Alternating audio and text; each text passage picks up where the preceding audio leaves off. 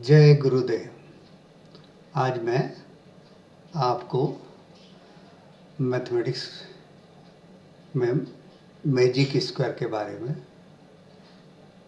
बात करने जा रहा हूँ और ख़ास तौर पर आज हम 3×3 का मैजिक स्क्वायर बनाना सीखेंगे। आप इसे 5 मिनट में सीख सकते हैं। मुझे एक्सप्लेन करने के लिए हो सकता है 10 मिनट लगे, मगर आप 5 मिनट में सीख सकते हैं। और फिर अगर आप प्रैक्टिस करें तो 10 से 15 सेकंड में you can draw this magic square. इस मैजिक स्क्वायर को 10-15 सेकंड में ही आप बना सकते हैं। ये वैल्यू लर्न करने की ज़रूरत नहीं है आपको। और ये मैजिक स्क्वायर क्या होता है, इसमें इक्वल नंबर ऑफ कॉलम्स होते हैं और इक्वल नंबर्स ऑफ रोज़ होती है। ये रोज़ है और ये कॉलम 1 2 3, रोज़ 1 2 3, सो 3×3 मैजिक स्क्वायर। और इसमें ये वैल्यू है भर के हमने देखी है, हाँ ऑलरेडी रखी हुई है, आपको सिखाएंगे बाद में। अब इसका इस कॉलम का सम, इस कॉलम का सम, इस कॉलम का सम, इस रो का सम, इस रो का सम, इस तीसरे रो का सम और इन डायगोनल का सम, ये सभी बराबर होते हैं। हम ये करके देखें। 8 + 3 11, 11 + 4 15। तो यहाँ पर सम कितना आ रहा है 15। 1 + 5 6, 6 + 9 15, 6 + 7 13 + 2 15। Now you can take 1 + 8, 9 + 6, it is 15. So here 3 + 5 8, 8 + 7 15, 4 + 9 13, 13 + 2 is 15. Diagonally 8 + 5 13 + 2 15, 6 + 5 11, 11 + 4 13। तो ये हमने ये मैजिक स्क्वायर है, ओल्डेस्ट मैजिक स्क्वायर, और ये चाइनीज़ लोगों ने बनाया था, तो इसलिए ये oldest magic square of China कहलाता है। ये प्रिपेयर्ड बाय द चाइनीज़। और चाइनीज़ लोग जो व्यापार करने जाते थे उन्होंने यूरोप में ले गए और यूरोप में फिर ये आगे फेमस हुआ और फिर ये चलते रहा। और इसको हम कैसे बनाएंगे, अब हमारी समस्या ये है कि हम इसको ड्रा कैसे करना सीखेंगे। और ये ड्रा करना अगर आप सीख लेते, इसको बनाना सीख लेते हैं, तो आप 5×5 मतलब 5 रोज़ और 5 कॉलम्स का भी बनाना सेम मेथड है। थोड़ा सा उसमें इम्प्रूवमेंट कुछ है, मगर सेम है, मतलब प्रोसीजर तो सेम ही है, बस थोड़ा सा टाइम अधिक लगता है। और ये इसमें 9 एंट्रीज़ है, तो मुझे तो 9 सेकंड में मैं बना सकता हूँ। इसको बनाने की मेथड हमने सीख ली है। और आप भी चाहेंगे तो इनिशियली 1 मिनट लगेगा, बाद में आपको 30 सेकंड लगे और 20 सेकंड 10 सेकंड पर आ सकते हैं आप, क्योंकि 9 एंट्री है तो हर एंट्री के लिए 1 सेकंड तो माने, तो मिनिमम 9 सेकंड या इससे भी कम में। और कोई फास्ट लिखने वाला है तो इससे कम में भी कर सकता है। आप कमेंट में लिखिएगा कि आपको कितना समय लगा और इसको रिड्यूस करने की कोशिश, कम से कम कितना समय लगा ये आप बताएंगे। मैं आपको अब ये सिखाने जा रहा हूँ कि मैजिक स्क्वायर कैसा है। ये हम 3 रो बना लिए, फिर 3 कॉलम बना लिए। इक्वल ये होने चाहिए इनका साइज़, लेंथ ब्रेड्थ।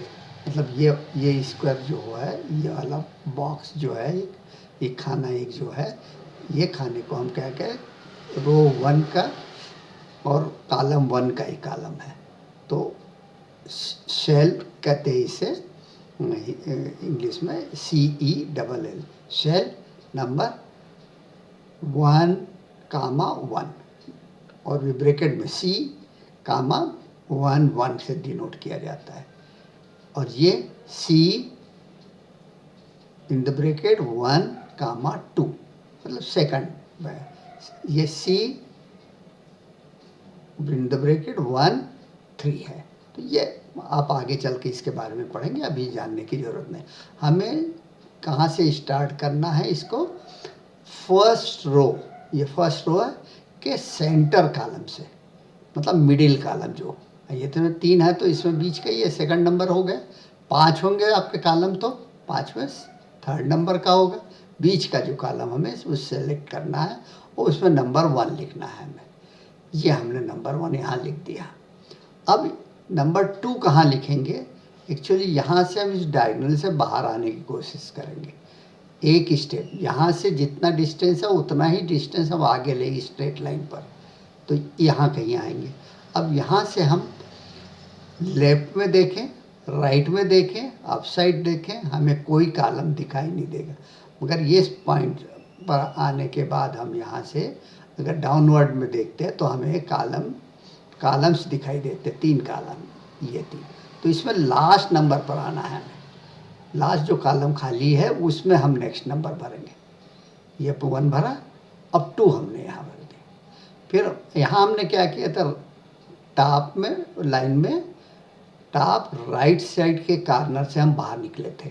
यहाँ भी हम देखें टॉप राइट साइड का कॉर्नर ये है और यहाँ जितना डिस्टेंस उतना ही, मतलब हम ये कहें कि यहाँ खड़े हैं और हमें एक स्टेप लेना।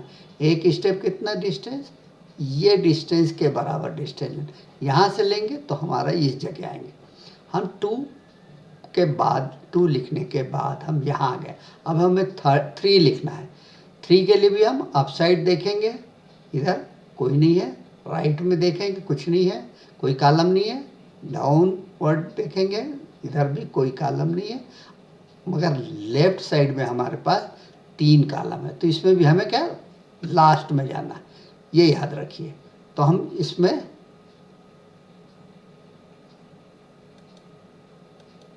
लास्ट में गए तो ये हमारा यहाँ हमने 3 एंट्री कर दी। तीसरा नंबर हमने एंट्री करने के बाद हमारा क्या है, बाहर निकलना है इसको।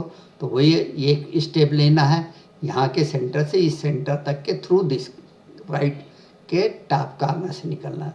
तो एक स्टेप यहाँ से करेंगे तो यहाँ ऑलरेडी नंबर 1 है तो वो उसमें तो एंट्री नहीं कर सकते। तो इस स्थिति में क्या होगा कि हमको नीचे नेक्स्ट नीचे, अब ऐसा समझिए कि 1 बैठा हुआ है यहाँ पर और उसके ऊपर आप जाके बैठे तो धक्का मारेगा। तो धक्का मारने से क्या होगा, नीचे गिरेंगे आप। तो जहाँ है वहाँ से नीचे गिरेंगे, न कि 1 के ऊपर से नीचे गिरेंगे। जहाँ है वहीं से आप नीचे। तो 3 के बाद 4 हमारा कहाँ आएगा, ये 3 के बाद 4 इसके नीचे आएगा। ये याद रखिए आप यहाँ पे। जहाँ अगर नहीं जा सकते तो आप you have to go 1 step below, 1 row below, एक रो नीचे जाना, एक ही रो जाना है आपको।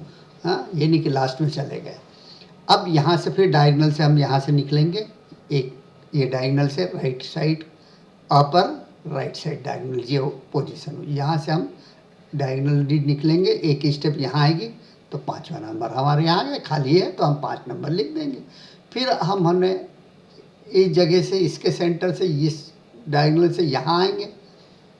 हाँ, तो यहाँ पर भी खाली है तो हम नेक्स्ट नंबर लिख देंगे। तो ये हमारा नंबर 6 आ गया। अब 6 नंबर के बाद में थोड़ा सा आपको याद रखना है कि इस कॉर्नर से आप यहाँ से एक इस कॉर्नर से बाहर निकलो, टॉप के राइट साइड के कॉर्नर से आपको बाहर निकलना। तो एक स्टेप लेना तो करीब यहाँ कहीं आएगा, इस जगह आएगा। यहाँ से जितना डिस्टेंस है उतना ही डिस्टेंस ये स्ट्रेट लाइन में, स्ट्रेट लाइन कहाँ से ड्रा करना, 6 इसके इस जो ये सेल है ये खाना है उसके बीचों बीच अगर हम यहाँ से ले तो एक स्टेप यहाँ और उसको आगे एक्सटेंड करें। मतलब आधी स्टेप यहाँ हुई और आधी स्टेप बाहर यहाँ आएंगे। अब यहाँ से अप साइड देखिए, डाउन देखिए, लेफ्ट देखिए, राइट देखिए, कुछ नहीं मिलेगा आपको, है ना। ऐसे समय में आपको हर जो भी मैजिक स्क्वायर बना तो उसमें याद रखना है कि ऐसी स्थिति में एक स्टेप डाउन जाना है। जैसे यहाँ हम एक स्टेप डाउन गए थे तो एक स्टेप, एक रो, आपको जिस रो में उससे एक रो नीचे जाना है। तो नेक्स्ट नंबर हमारा 7 कहाँ आएगा, 6 ये आया, 7 यहाँ आ गया। अब बस ये थोड़ा सा डिफिकल्ट था। फिर वही सिमिलर वे इस 7 लिखने के बाद में यहाँ से हमने एक लाइन खींचे और यहाँ एक स्टेप ले, या आधी स्टेप यहाँ और आधी स्टेप लेके यहाँ कहीं पोजीशन। यहाँ से अप साइड देखिए कुछ नहीं है, राइट में कुछ नहीं, डाउन में कुछ नहीं, बट लेफ्ट में आपके पास में एक, लास्ट में एक ही कॉलम खाली है।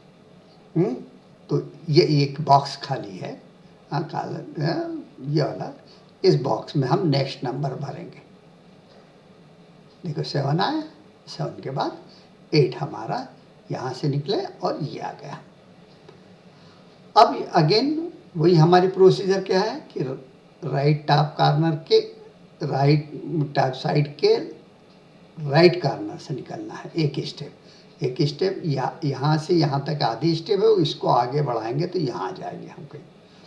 यहाँ से फिर हमें चारों तरफ देखना है, अप साइड कुछ नहीं है, लेफ्ट में कुछ नहीं है और राइट में भी कुछ नहीं है, बट डाउन साइड में एक हमारी एंट्री खाली। तो हम यहाँ पर नंबर 9 लिख देंगे। तो ये हमारे जो प्रोसीजर थी हमने बताया, आपको इस जगह पे याद रखना है। और यहाँ 6 के बाद यहाँ निकल जाएंगे, कहीं नहीं है तो आपको एक स्टेप डाउन आना है।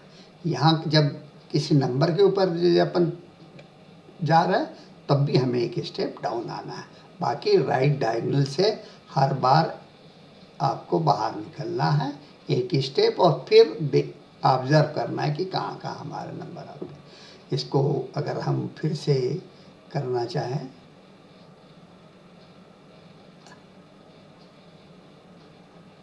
तो देखिए 1 2 गेस करिए, 3 कहाँ आएगा, 3 4 कहाँ आएगा, गेस करिए, 4 5 6 डायगनली, 6 बाहर निकलेंगे मगर कोई कॉलम आपको नहीं मिलेगा तो एक स्टेप डाउन आना होगा। 7 राइट कॉर्नर से बाहर निकलेंगे, आप कहीं यहाँ कहीं आएंगे, यहाँ से फिर आपको इधर एंड में जाना है तो 8